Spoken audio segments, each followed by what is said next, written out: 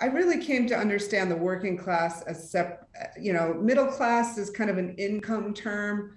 Working class to me, I mean, it meant I came to see it as people for whom work represents the difference between them and the class beneath them, right? These were people so Shannon grew up on food stamps in a trailer park.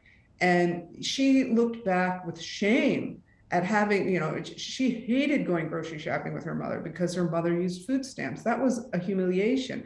So to her, it was a point of pride to no longer need the safety net, to no longer look for a check from the government.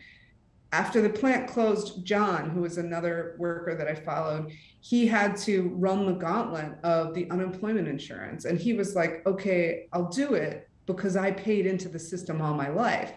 But the idea of accepting, welfare or accepting a system that he hadn't paid into was abhorrent to him. It was abhorrent to him.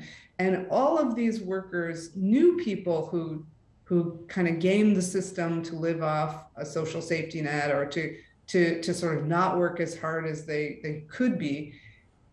They actually looked down on those people and they wanted a job and needed a job. And so this notion of, I think sometimes Democrats tear out their hair and say, why do they vote against their own interests? And I think the reason is that like the working class, tends to want to work.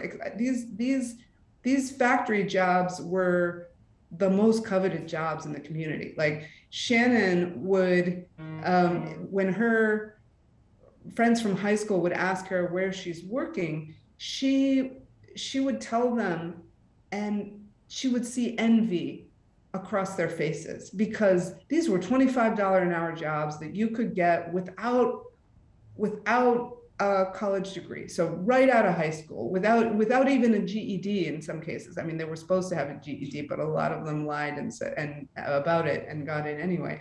So these were family supporting jobs with pension, with healthcare, and all of that stuff. And that almost doesn't exist anymore, right? So what you saw was those were the jobs that were leaving and going overseas, right? Because they paid so much.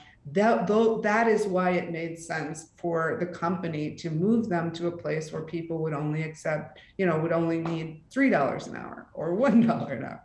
So I really ended up seeing what it felt like to lose these were the last of those kinds of jobs. These were the last. And to someone like Shannon, these were jobs that were like passed down in families. You could only actually get into that factory if you knew someone who was already working there. It wasn't easy to get a job like that. They were very precious.